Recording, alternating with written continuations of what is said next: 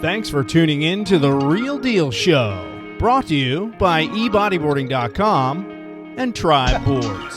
Well, hey folks, Jay Reale back at you with another episode of The Real Deal Show. It's been a while. I haven't done a show for a couple months. The last one was Jacob Reeve. Oh, I listened to that. Yeah, that was an interesting one. And listened. Yeah, but yeah, that was so fun. I wanted to catch up with you again. I did a show with you a couple years ago. It's been a while, and a lot has happened. And we missed each other in Maldives. We were putting it off, That's and right. it just never happened. So really regretfully, I apologize. No, for that's that. okay. I had trouble catching up with a lot of people in Maldives.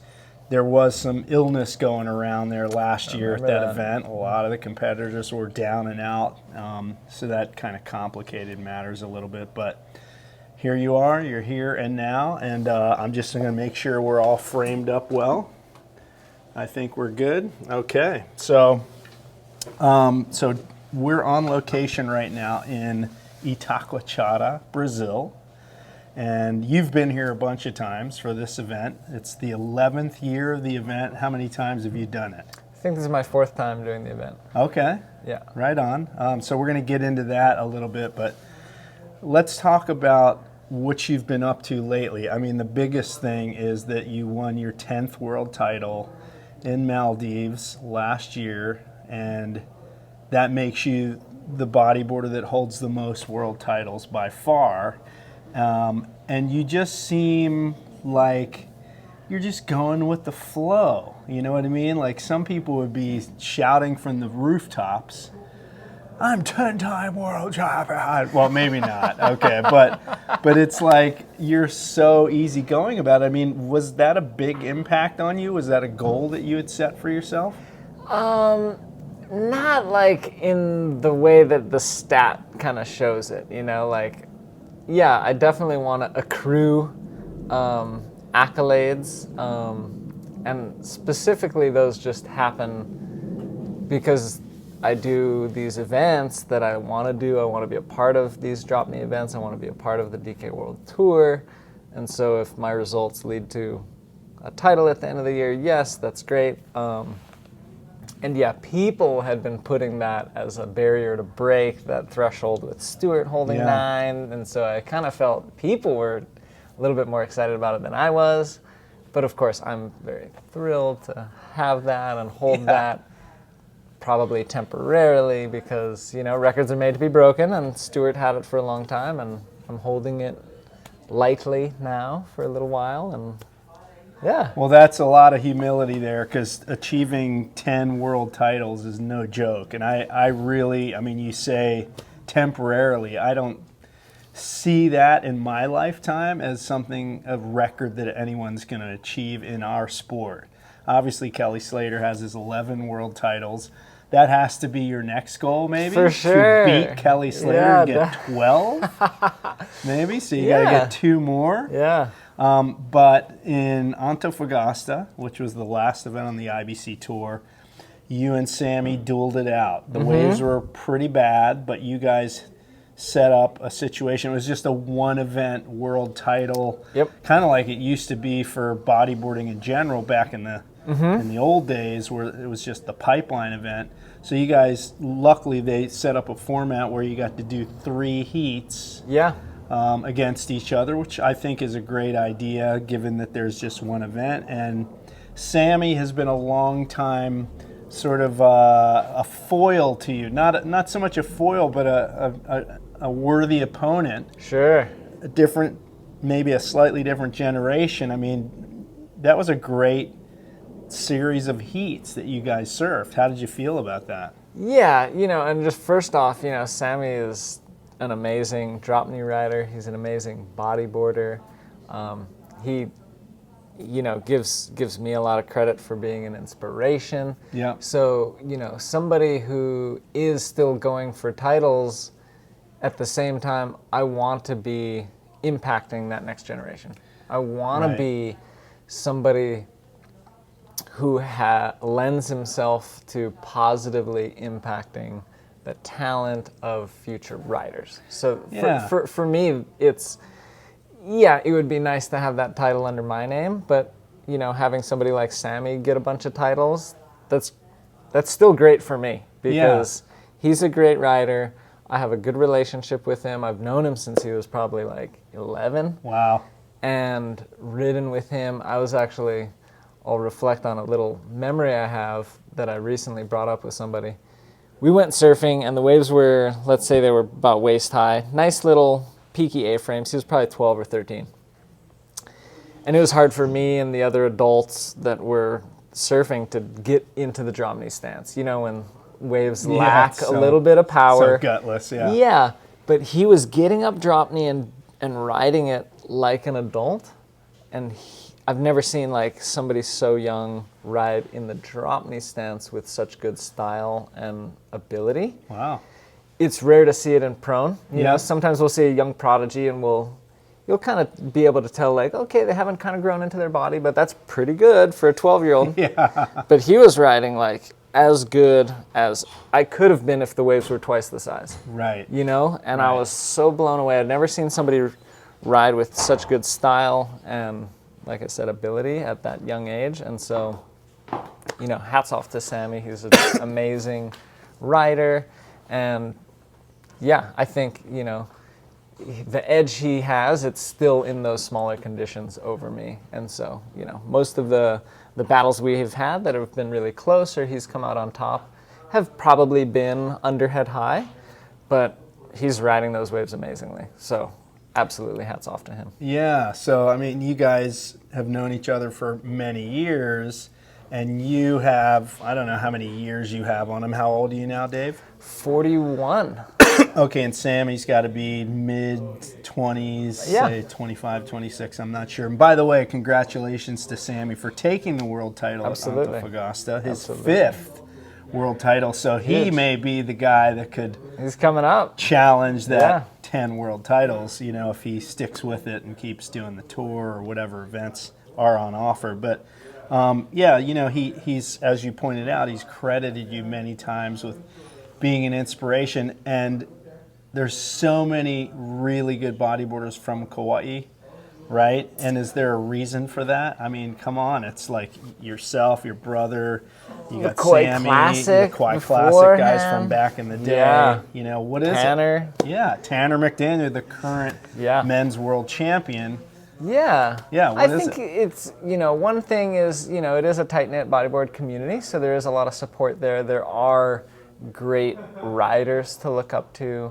I think, we do have, a decent amount of training grounds as far as like, we've got sand and reef, and we've got waves at barrel, and we've got some ramps too. So I think, and rights and lefts, and I think you want diversity as well as good riders to look up to, good riders that'll take you under their wing, good community. And I think Kaua'i has been a special place because it's had those things for so many generations now. Well, you mentioned Sammy impressing you with his sort of adult style riding at a young age. I was watching a video that Tanner posted up on YouTube like a week ago, and it had some clips of him in Puerto Escondido as a little kid. Little guy, I remember that. And Vicky and I were watching that just going, oh my gosh, look at this. He's like a teeny kid riding like an adult. It was crazy, man. So it's something, and people always say, oh, there's something in the water. And it really seems to be that way on Kaua'i. But my question to you out of all of that is, you're 41, you've been competing for, probably close to 3 decades. And how do you keep the competitive fire going? What is it about competing that just keeps you wanting to mix it up with the world's best? Yeah, and a big credit would be to the generation coming up. They are always kind of pushing, and, I think there's, a natural tension, if you will, that the younger guys want to prove they're better than the older guys, but the older guys want to still prove that they're in the picture, and it's kind of a healthy competition. It's not overblown in my mind, and at the same time, there is something to be said about me continuing that still can inspire and encourage that younger generation to come up. And so it's a bit of both. Like I feed off it, but I also know that it can benefit that next generation, and I enjoy it. You know, we get to travel to amazing places around the world. I've got so many friends around the world and who do the tour, and you know, it's good for the brand most of the time, for Hubboards, and it's good for the sport. And so there's a lot of pros.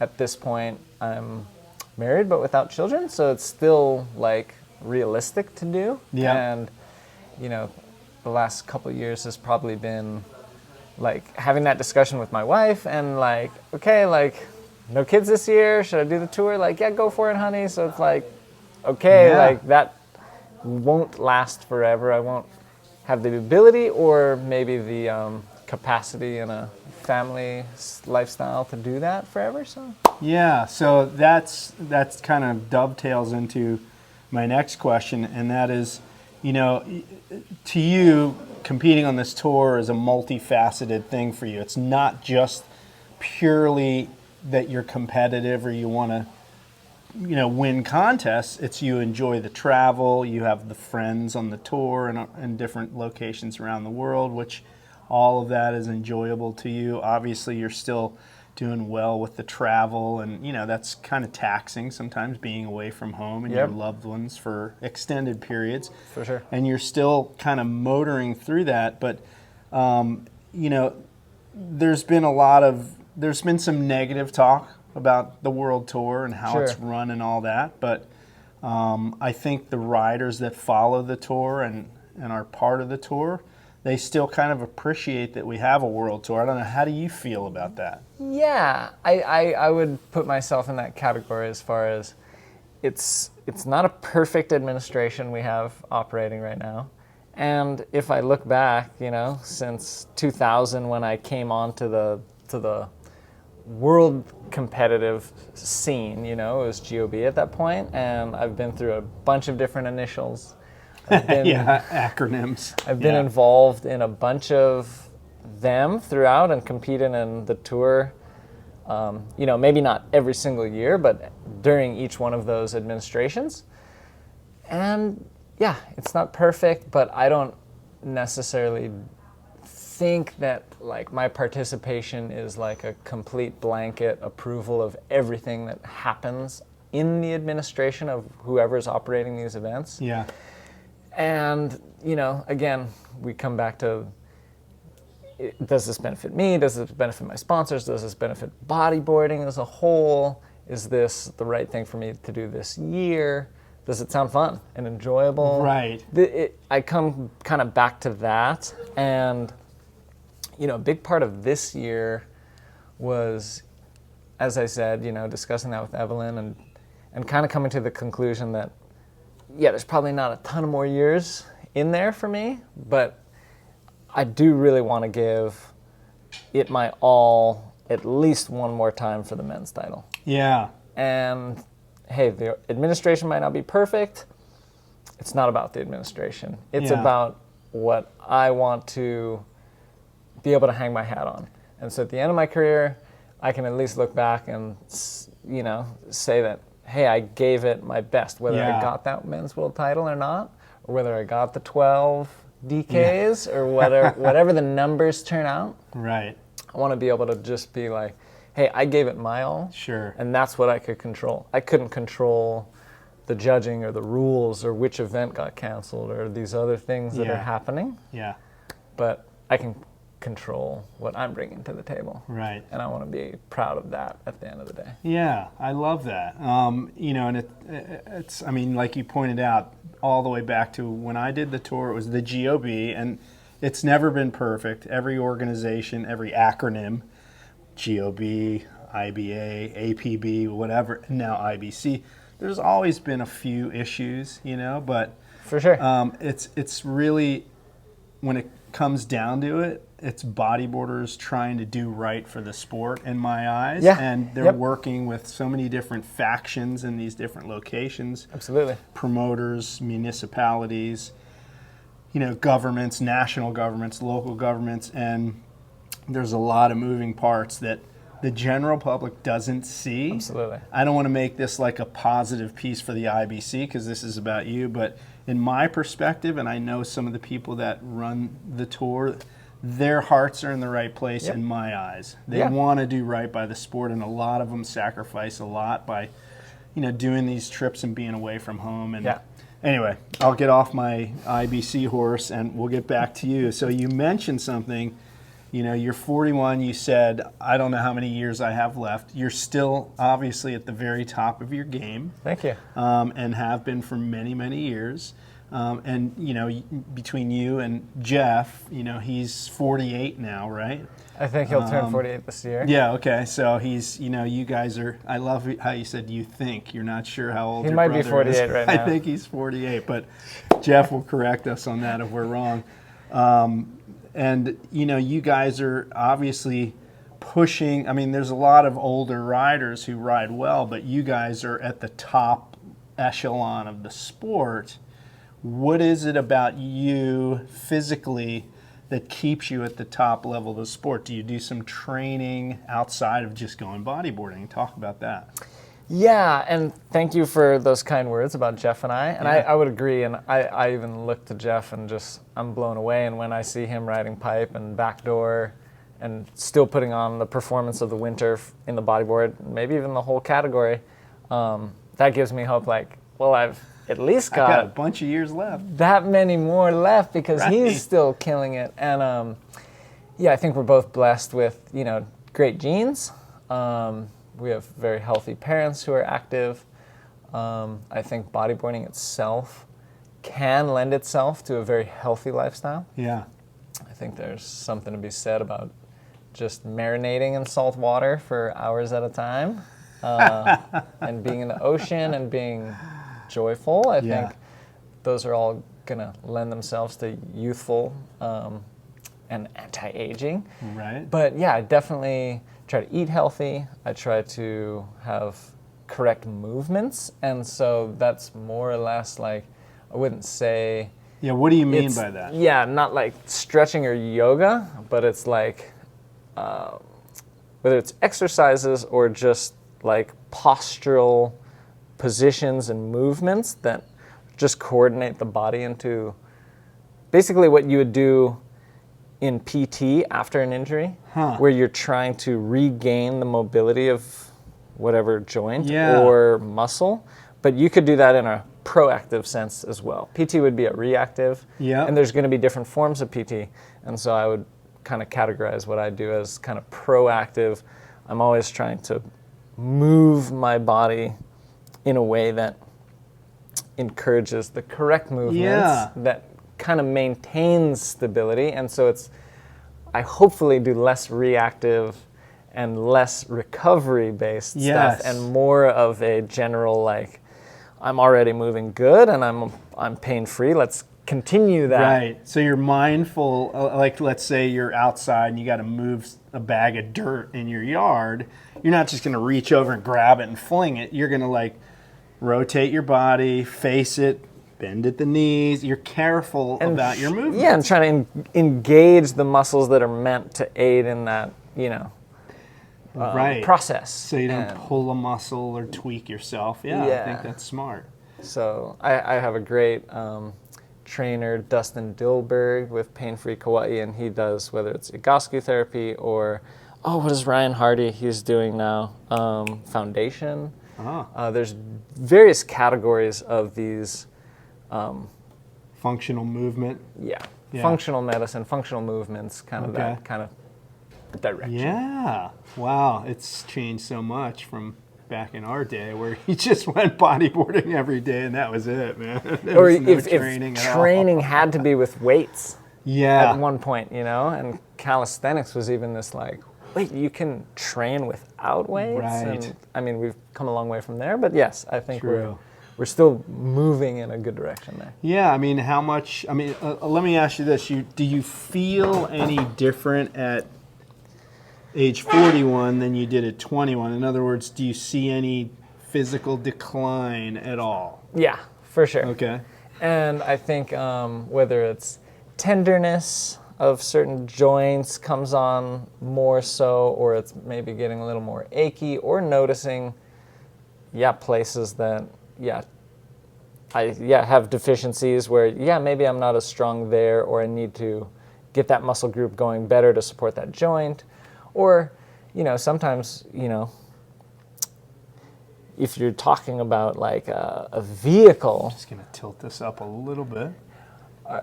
the parts on a vehicle aren't gonna last forever. Right. So I can feel some decline in my knees, which Right. I've already, even when I was young, I felt that my knees probably weren't as healthy as some other people's knees. Okay.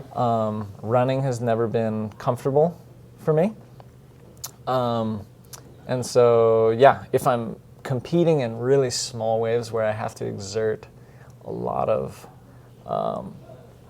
pressure through the joint in like a kind of a twisted manner, you can imagine like it's not going to be the postural, like how that joint's meant to move, and I'm going to feel the wear and tear on that joint afterwards. But still focus on a prompt recovery and then just healthy movement after that, and that extends your lifespan of that functional movement you talked about. A lot of guys, I've had people come in our business and I'm 45, man, I don't do that stuff anymore, man, and I'm like, 45? They make excuses, They've just given up. Yeah, but you as an endurance athlete understand, and some people don't if they haven't followed ultra or Ironman or different endurance sports, that endurance actually starts to peak probably 30s into 40s, where explosive, high power, fast twitch movements are probably, so they categorize that, I don't do that stuff anymore, but it's like, well, you could be getting into your prime if you want to look at bodyboarding as an endurance sport, which, if you're going to surf for a long time and have, if you're going to go tube ride for 3 hours at a time in Tabarua, like, it's an endurance thing. You're not really trying to be explosive. I think keep moving is really the message for me, to stay functional as you get older, as you and your brother have clearly demonstrated. I mean, it's the footage speaks for itself, folks. And, go to their Instagram page at Hubbards, and you'll see clips of these guys just doing wacky stuff that no human should really be able to do at any age, much less, these guys in their 40s. So, let's talk about, board design. Okay, we're going to switch gears here a little bit. So we sell your brand on our website, and Hubbards is one of our top sellers all the time. And you have your line of dub models, which are, to me, like they seem almost more drop knee focused, but you obviously prone ride on the boards. As good as anyone's ever prone ridden on any bodyboard. So let's talk about the general outline of your board. Let's get it out of the bag over here. So Dave has his board with him. You got to get the bag. That's the Transit, which is a killer bag. And so this is which model? This is the Dub PP Pro? Yeah, this is the Dub edition, and it is a custom because mainly I used to, two reasons why it's a custom. I used to ride ISS, which we're no longer producing, so I'm trying different core blends. So I need to be actively trying that. And then the tail, I ride a full crescent tail, which just doesn't really work in production, but we do make a full crescent for production that's as close little pegs as close as we can get that's realistic for production. Okay. And so you asked about the outline and the template here. First, let me stop you 1 second. Just turn around and show the tail. This is a full crescent. It comes to these little points at the end, and in my estimation, and you correct me if I'm wrong, the reason these aren't great for production models is because when they sit on the showroom floor, if they sit on the tail, this is going to get dinged and peel up. So, just from a perspective of practicality. Exactly. Little pegs are put on the production models. And you can even see there's been some pressure and there is a little bit of creasing happening. What you don't want is delamination from the slick and it being peels up. forced up Yeah. and exposing your core, and then you're going to have not as good of a function here on your corners. So I apologize for interrupting you. Talk about the shape of the board. Yeah, I came up with this shape mainly because I was in a hunt to find the best drop knee shape. Yep. And so I do feel it's the best drop knee shape on the market, but at the same time, I feel it's a very functional prone shape. If you kind of take a little tour through history, prone shapes really used to be pretty broad, and Jeff still has his prone shape. That's, I'd say, a little bit more of an old school prone shape. If you look at the Houston, if you look at probably what Tanner rides and a lot of these other kind of newer riders, it is a little bit more parallel rails, it's a little more sleek, and so then now we're coming back to this as like the usability of this for prone, because the although the nose does seem like pretty pulled in and pretty round up here, it doesn't ever, you know, get too crazy of a difference later. So you've got like really parallel rails, which is great for speed. This board is ultimately built to go as fast as possible. And so, yeah, And it looks fairly narrow to me. Yeah. What size is that particular? This is a 41.5. And you ride a 41.5. How tall are you? How much do you weigh?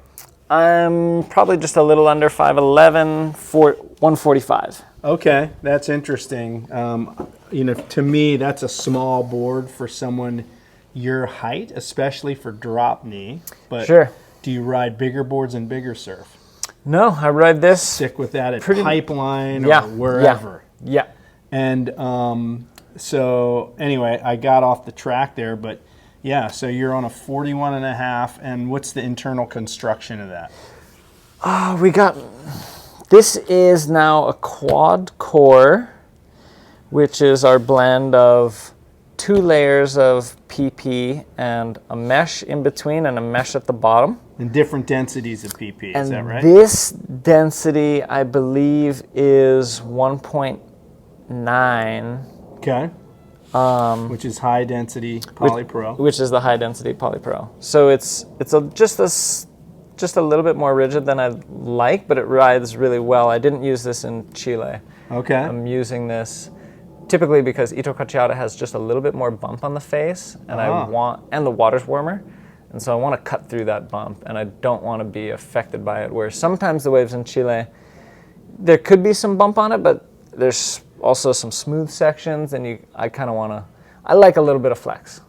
Yep. And this probably doesn't have as much as I'd like, but I think it works good here because it's a beach break. There's a lot of rips, great peaks, but sometimes there's a little bit of chop. So I don't want to get bucked on my bottom turn or on my line. I want to be able to knife it and hit it when I need to. And what about that board makes you able to knife it through those chops? Because it is just a little bit more rigid, it's not going to respond to the chop and feel it as much. I'm going to try to cut through it instead of letting the chop kind of bounce me. That's kind of how I've envisioned it working. Right. Yeah, okay, no worries. So, and that board has 2 stringers?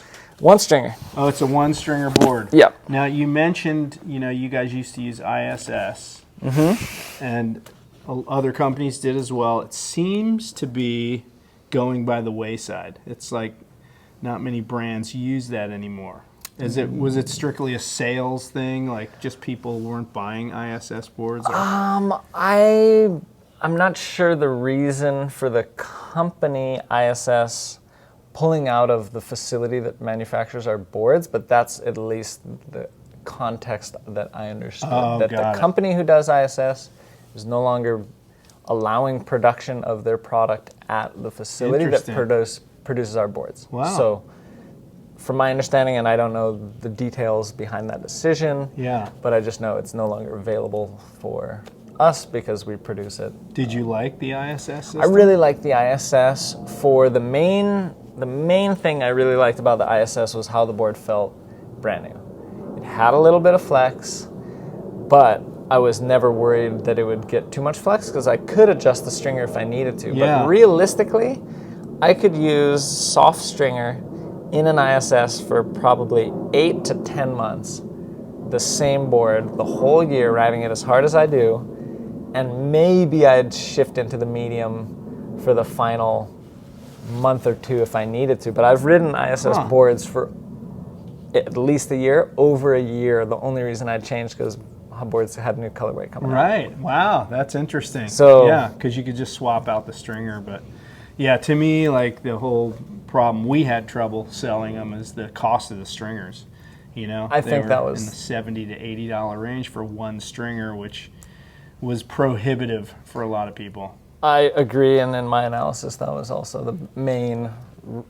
one of the main reasons for consumers not buying into the system. Well, sure. I think a lot of people, they sold it as, hey, you travel somewhere where it's warm, you can put a stiff stringer in it. If you go somewhere cold, put the soft stringer or no stringer. Right. But most people don't get to travel hardly at all. So they're like, well, this is pointless for me. Why do I need to pay extra for the ISS when I'm not going to be taking advantage of that tech?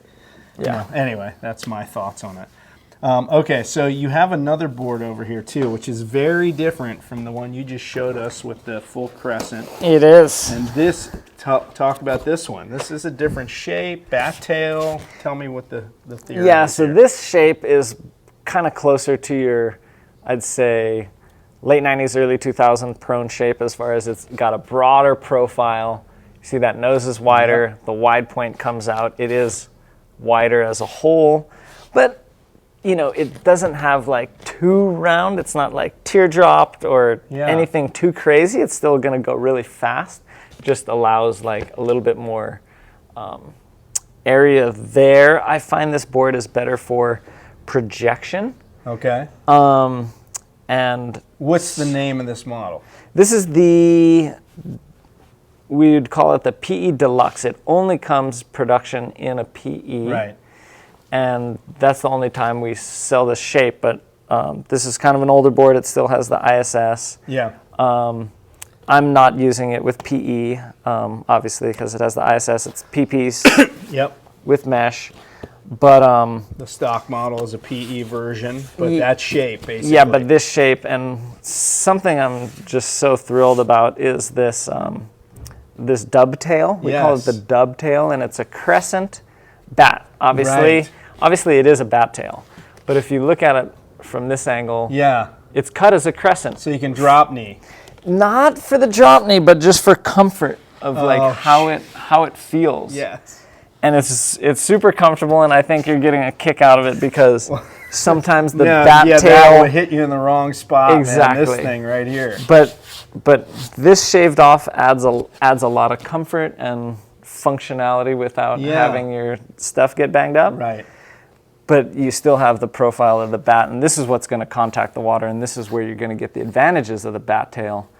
That will allow for, you know, the movement of water and the projection you want to get from the bat tail. Is that what you find the bat tail gives you? A little more surface area in the tail, therefore a little more projection and speed? Exactly. And what conditions would warrant you riding that? Just when you're going for a prone heat, you're not going to drop knee, like say in this event, for example. Yeah, I haven't decided. Like, I'll look at the conditions. I might be bringing these boards down together, but typically it's going to be about head high. Could be a little overhead, definitely under head high. That board's going to work great. Whenever I see the water and think, I might need a little help with projection. If it kind of looks, whether it's not necessarily weak or maybe a little frothy on the foam, like the wave surface, like the texture, if it's a little onshore, if it just looks like some of my maneuvers, I might want a little bit more boost. That's when I'll kind of lean towards that, or if it's looking kind of grovelly. But it did work great, 2 years ago in Maldives, when I got that 10 in the semi with Tanner, I was using that, and now those were hollow conditions. Those, great day of waves, and it worked great then. So I know it's capable of that. And yeah, typically I'm just going to kind of eye up the conditions and think, hey, if I need some projection, but sometimes the Itacoatiara, it looks like, oh, you'll get all the speed you need. Yeah. You don't Like- have to generate speed. Yeah, and it's Trying going to control it. Yeah, you're going to get, these peaks are coming together, like you're just going to fly off them. I might not need some assistance from the Sure. board, and I might actually need more edge control to manage the speed that is already being offered by the wave. Yeah. So that's going to be the decision between the two. Oh, okay. So you may actually ride the full crescent Yeah. out in the contest, and you like the edge control that the full crescent provides. You can actually feel those little points biting into the wave face. I can feel that I'm more solid on my rail. Okay, and the narrower template helps with that as well. And I right? think I It's can tucked in probably little make more. a little sharper of a turn. So Interesting. sometimes at big heavy beach breaks, the wave might just surge up so fast, you might need to make a split second like, oh, I need to be up at the lip right now. Yeah. And make a really sharp turn up there. The full crescent's great at pipe for that. Like I'll ride the Yeah. full crescent almost exclusively at pipe, whether I'm prone or DK, because sometimes you're just flying and you have so much speed coming down the line, and then you see like, oh, actually where I want to hit is right here. Oh, yeah. Make that steep, very steep bottom turn, super and that'll responsive. actually send you higher because you came more vertically up at the lip. Yeah, makes sense. You can really bite into the face quickly and get that vertical movement, but do you compromise your ability to spin on flatter sections of the wave with that type of tail? Yeah, potentially, and that's why, if that's in the equation, Yeah. like I'm gonna have to be doing combos. Yep. Yeah, I mean the bat tail's gonna work better. Sure. Okay. Well, that's interesting decision there.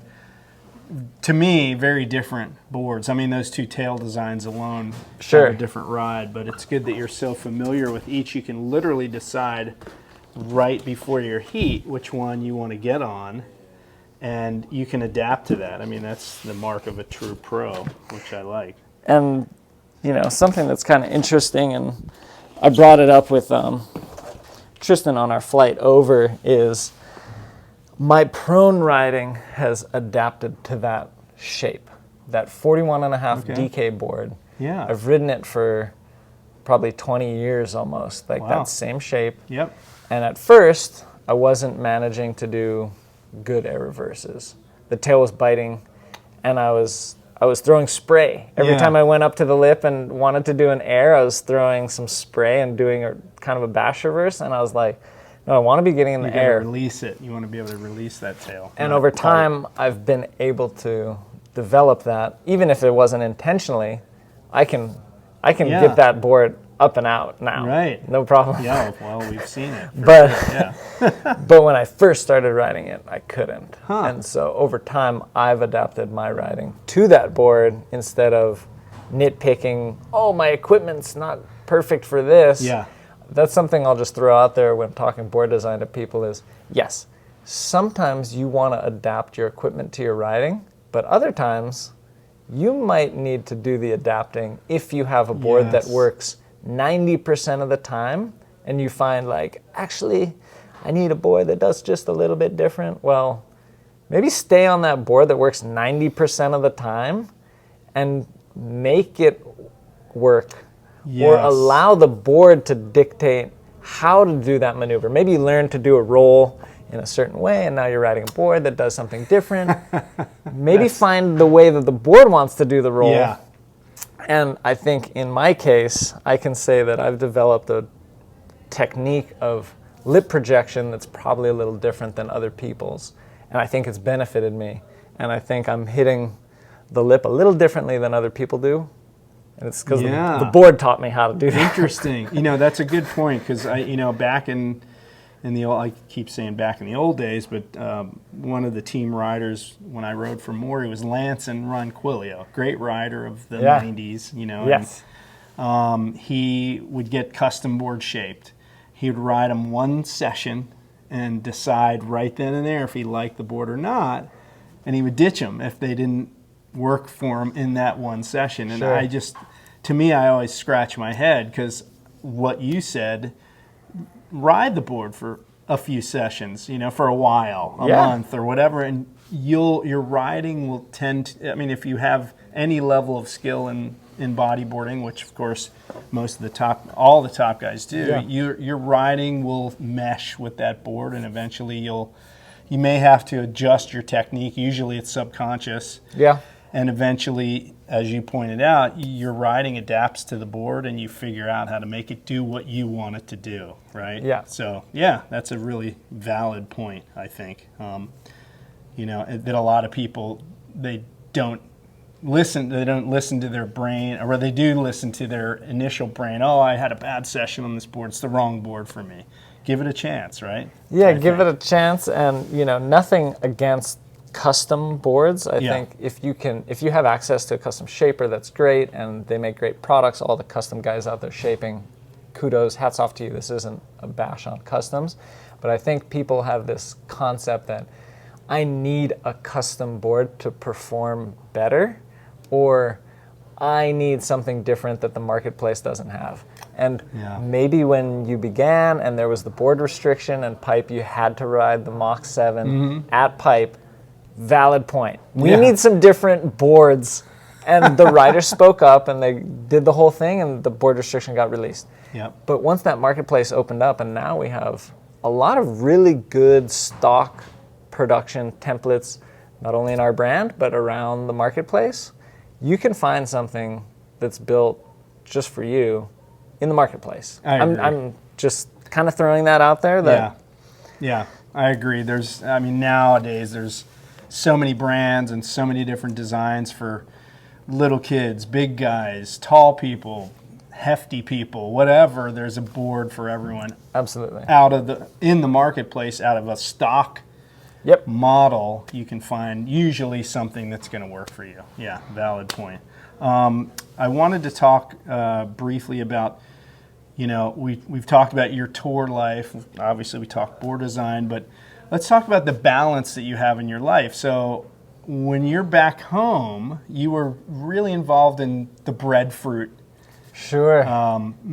I don't want to, you call it a movement or the industry or what would we call it? I mean, are you still doing that? Talk about what that's all about again. Are you still doing that? No, I haven't. I haven't been at the Breadfruit Institute since I got married, but I have gone back and still have a great relationship with the National Tropical Botanical Garden. Has a division of what they do, and it's called the Breadfruit Institute, and their purpose is to,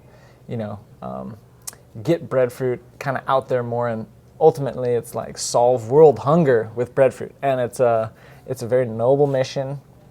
I think it's a great thing in certain tropical regions to introduce breadfruit as a food source. It's super abundant.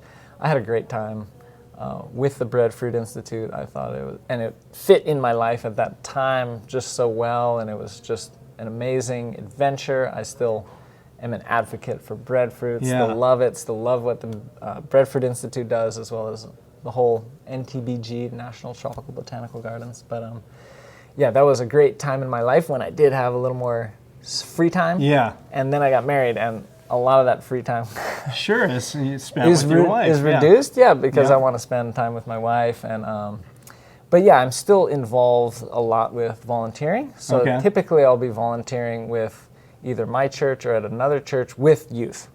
So with the youth groups, and whether it's Kaikeha, the organization on Kaua'i that runs the Garden Island Boogie Board Classic, that's ultimately the idea, is to help out youth and do things for the youth. I think, again, as we had opened up this podcast, that's a big passion of mine. I want to offer opportunities. I want to be a positive part of bringing youth up. I think that's something that most people should at least have a soft spot in their heart for. If not, if you can't actively work with the youth, that's totally fine, not dogging it, but I think it's a good thing in societies to be mindful of the next generation and do what we can to make space for them to come up, bring them up.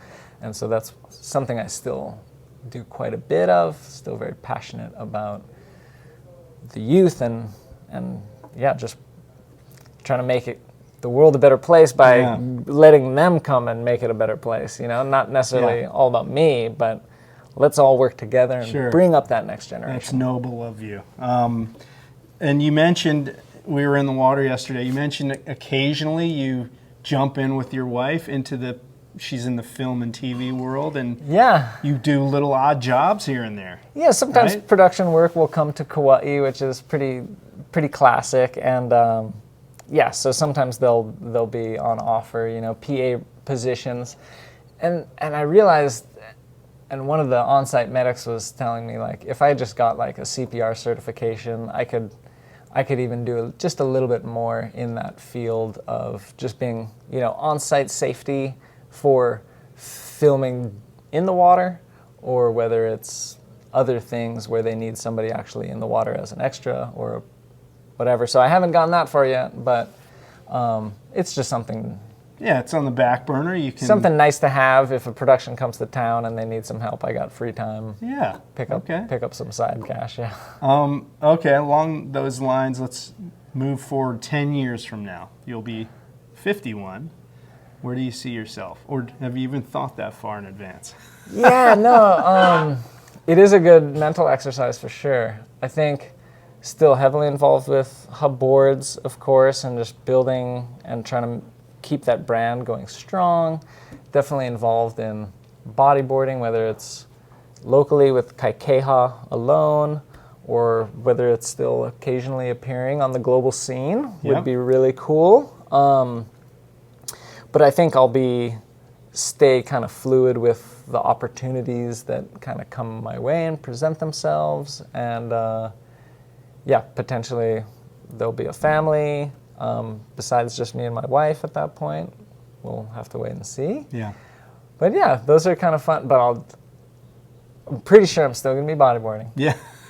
Pretty sure. Pretty sure I'm still going to be. Of course you will, man. Loving getting out there and bodyboarding, and maybe even showing up sometimes at some competitions, potentially. Well, we've seen Dave on the mic. He's very astute and adept. Just testing your adjectives there. And so wouldn't be surprised to be working alongside Dave cool and at some fun. point. For sure. But yeah, he's still a full-time competitor, of course. So this tour has more stops ahead, the next being Maldives, which is happening in early August. Yep. Are you thinking of going back there? I mean, you won the event 2 years ago. Yeah. In 2 divisions, no less. Yeah. Which also was your 9th.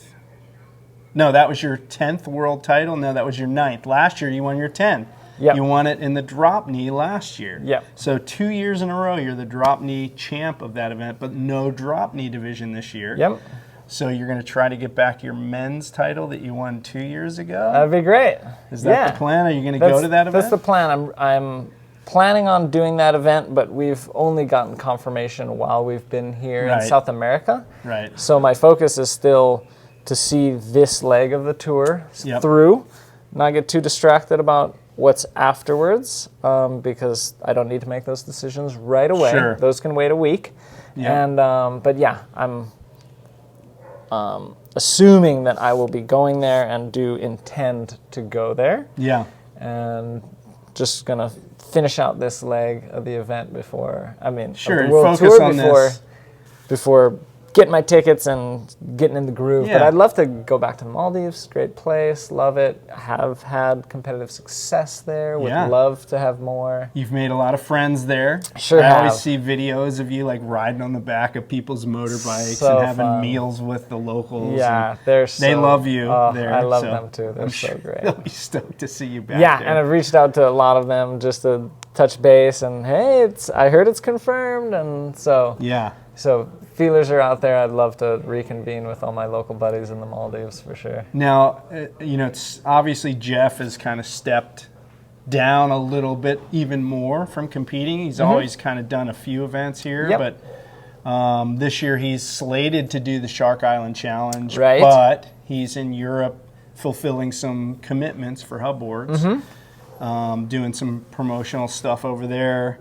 Do you see him stepping down even more from competition? Are you kind of now the competitive arm of Hubboards, or is Jeff still going to jump in now and then? I think he will for a while, and I think it'll just depend on what makes sense for him and his family at that moment. And I think, was it 2 years ago, he brought the fam down to Chile and did a couple events. He actually did 4 events 2 years ago. Mm-hmm. So he got his ranking, won 2 of the events that he competed in. So, I mean, if he wants to, he's right there and able. And I think it's just what makes sense for the family. Like you said, he's in Europe right now, which is a great opportunity to be Jeff in Europe. And a lot of people would love to see him, spend time, do a camp with him or whatever, surf with him. But also, his family, his wife's from Romania, so taking the kids to be with that side of the family. So it's great. Sure. And so I think, also Jerry's been pretty busy. Yeah. And he's also confirmed on Shark Island, and he would love to, be here or at some of the other events. He for sure has the fire still. And it's, again, just a matter of what makes sense for him and his family. And at this point, it's making sense for me, so I'm here, but Hubboards is not necessarily like we need somebody on tour. Right. But hey, if one of us is willing or interested, like the brand will try to make it happen. Yeah. So one of us can be here, or 2 of us sometimes. That's cool, man. It's very fluid, and there's nothing set in stone. Yeah. Whenever it works out with the family. I know, obviously, Jeff has 2 kids. Jared has 2 kids. Yeah. And Jared has his business in Puerto Rico, the Jared Houston Bodyboard Camp. Yep. I know a lot of guys that have been to that and loved it. So, absolutely. Yeah, spreading the Hubboards gospel in Puerto Rico, right? So totally. That's pretty cool, man. Garden Isle Boogie Classic going to happen again this year? Yeah, that's in July, the early part of July. I think it's 12, 13, 14. Okay. So that's exciting. I'll have about a month to prepare for that because I do help to kind of put that event on. And with Jeff being in Europe this year, kind of a little bit more probably on me and Chris Burkhart's plates. Sure. That sometimes we'd split it 3 ways, but I think Burks and I will do what we know how to do and take care of that, even if Jeff can't be there. But that's very exciting. We love that event. It's a great event for the community. I think it's been very impactful around the whole state. Even though it just happens on our island, it has affected the sport locally, regionally in a positive way, which is part of the vision. Yeah. And so we're stoked. We're going to, put that event on this year, and we're just going to continue to see where that takes us. And, there are some cool things happening regionally that are very exciting for bodyboarding. Yeah. So, well, you get hundreds of kids in that event, right? Yeah, we have hundreds. Over 200 participants through, I think, 12 divisions, run at 2 venues. Wow. Right next to each other. Yep. So we're running, simultaneous heats at 2 venues. So we, put in a lot of work. Yeah, and just a great event for the community. Sure. To have the super groms there with the pros, and then the juniors battling it out with the men's, and the women's. We've just seen like such a big boost in the women's and the girls divisions. Yep. That's been really exciting to see because, sometimes there's very little participation, and Araya has done well to really inspire a lot of the girls, and we have great female talent on the island. And so Araya Junior Women's Champion from Kaua'i. Yep. Tabalno. Yep. Did I say her last name did. correctly? Okay. I haven't met her yet, but I've seen her ripping. So ripping, yeah. Yet another world champion from Kaua'i. Yet another. So finally, just to wrap this up, Dave, because we're cooking in the sun, and someone's having a conversation behind us, which hopefully the microphones don't pick up too much of.